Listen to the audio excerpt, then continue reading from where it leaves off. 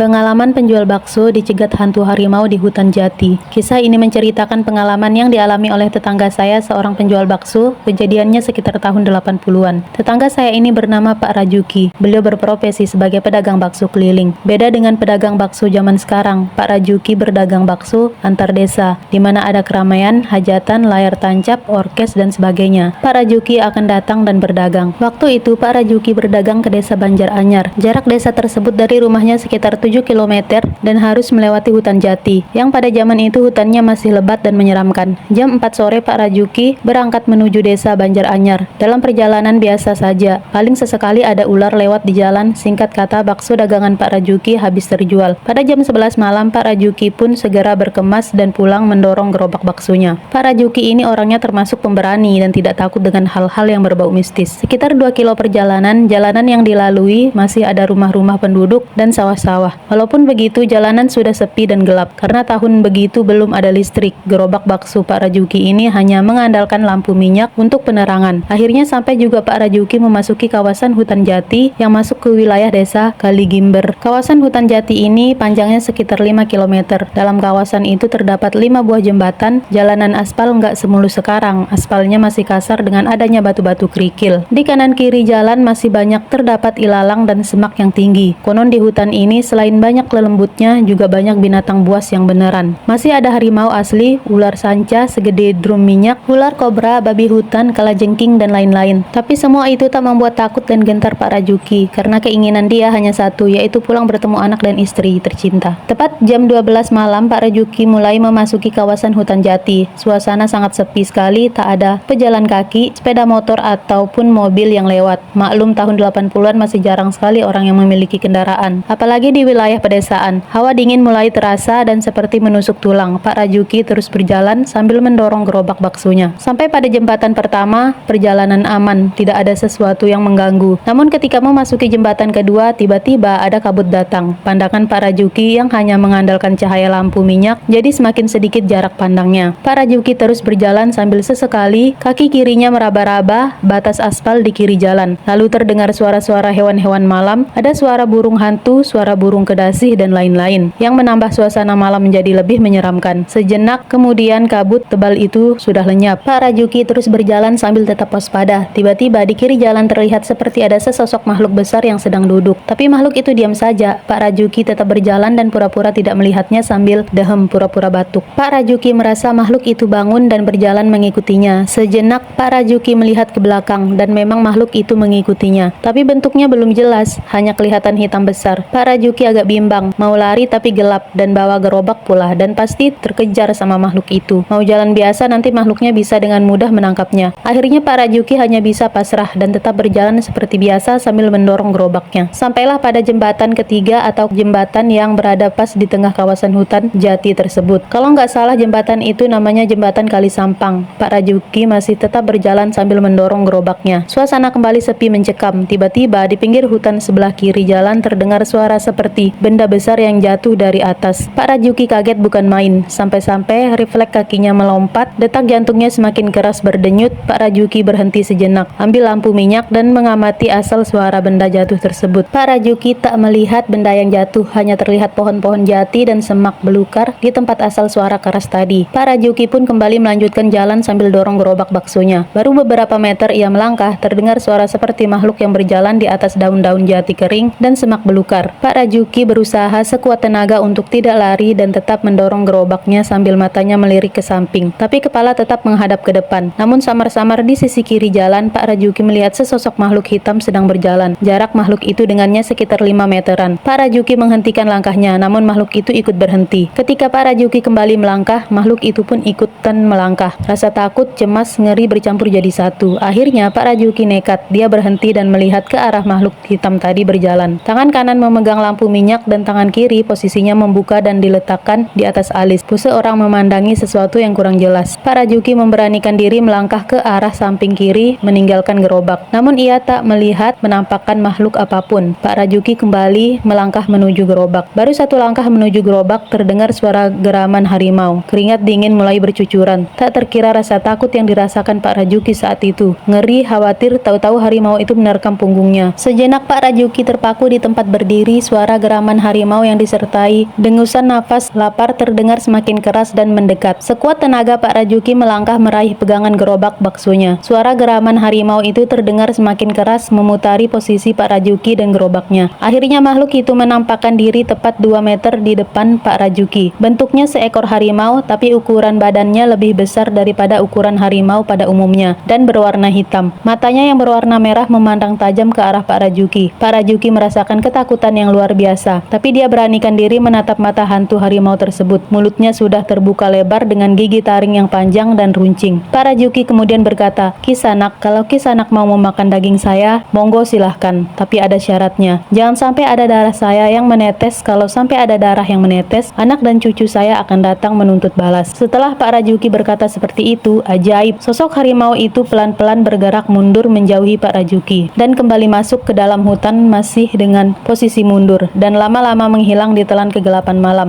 Pak Rajuki kembali melanjutkan perjalanan pulang mendorong gerobaknya. Keesokan harinya, berita tentang Pak Rajuki yang hampir dimakan harimau itu tersebar dari mulut ke mulut.